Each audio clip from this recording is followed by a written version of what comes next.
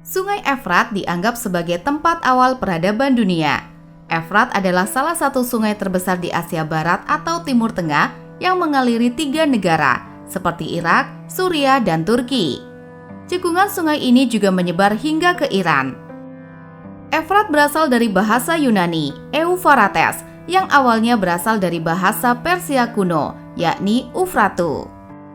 Pada era kuno, dieja dengan huruf paku dibaca oleh orang Sumeria sebagai Buranuna dan Puratu disebut oleh orang Akkadia. Sungai ini memiliki panjang sekitar 2.800 km dan kedalaman maksimumnya mencapai 3 meter. Berikut adalah fakta tentang Sungai Efrat.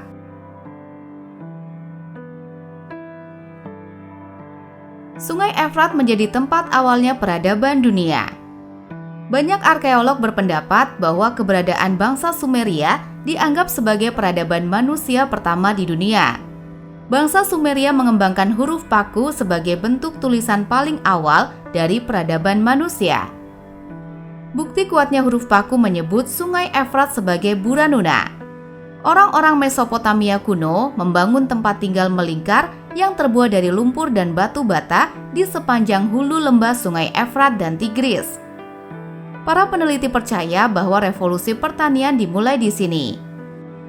Sekitar tahun 11.000 sebelum Masehi, mereka membangun pertanian untuk menanam rami, gandum, jelai, dan lentil. Penduduk Mesopotamia kuno memanen biji-bijian pada 9.700 sebelum Masehi. Selain pertanian, masyarakat Mesopotamia kuno mengembangkan sistem irigasi, kuil, tembikar, kepemilikan properti, dan sistem awal perbankan dan kredit.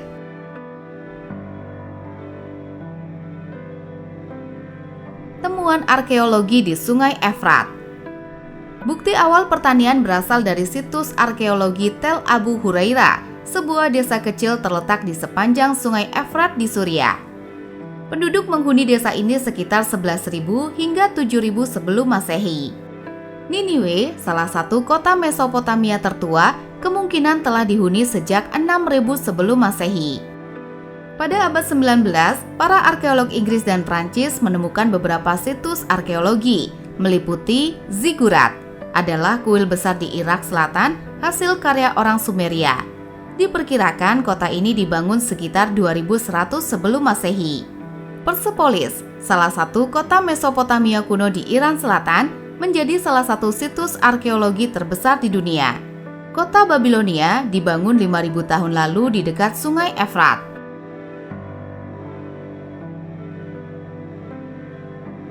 Sungai Efrat kian mengering. Sungai Efrat menunjukkan kemundurannya dengan semakin mengering. Bendungan Ataturk yang dibuat sejak 1980-an untuk menyediakan irigasi dan pembangkit listrik tenaga air, airnya mengalir lebih sedikit karena kering. Selama beberapa dekade terakhir ini, telah terjadi perubahan iklim sehingga aliran sistem Sungai Efrat berkurang deras dan terjadi kemarau. Ketinggian air di Sungai Efrat saat ini berada di titik terendah dalam sejarah, berdasarkan laporan CSIS.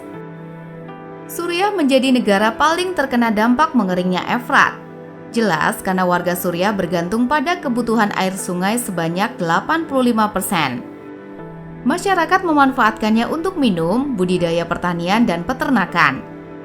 Dengan mewabahnya kolera pada 2022, memperparah kualitas air menjadi buruk. Kementerian Suriah mengumumkan adanya wabah kolera setelah ada 15 kasus dikonfirmasi oleh laboratorium dan 1 orang meninggal. Semakin mengeringnya Efrat membuat masyarakat sulit mendapatkan listrik karena bergantung kepada pembangkit listrik tenaga air dari Efrat. Kehilangan banyak sumber daya makanan dari pertanian yang kekeringan air. British Medical Journal menyelidiki banyaknya darurat kesehatan di Irak karena sulitnya mendapatkan air bersih.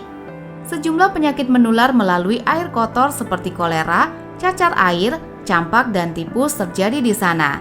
Pada 2021, Kementerian Sumber Daya Air Irak memprediksi bahwa Sungai Efrat bisa mengering sepenuhnya pada 2040 karena semakin menurunnya permukaan air dan kekeringan.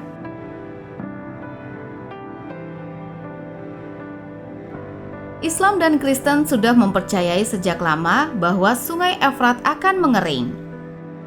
Islam dan Kristen seolah-olah sudah tahu bahwa Sungai Efrat akan mengalami kekeringan total di masa depan. Padahal itu semua disebutkan dalam kajian agama masing-masing sejak era kuno. Dalam Alkitab disebutkan bahwa malaikat ke-6 akan menuangkan cawanya ke Sungai Besar Efrat, dan airnya dikeringkan untuk mempersiapkan jalan bagi raja-raja dari timur. Menurut salah satu hadis Nabi Muhammad, hari kiamat tidak akan terjadi sampai Sungai Efrat mengering. Jika Efrat digabung dengan Sungai Tigris, maka akan mencakup seluas 13.000 mil persegi, dengan beragam lanskap termasuk pegunungan terjal, lahan basah, rawa-rawa, dan banjir subur.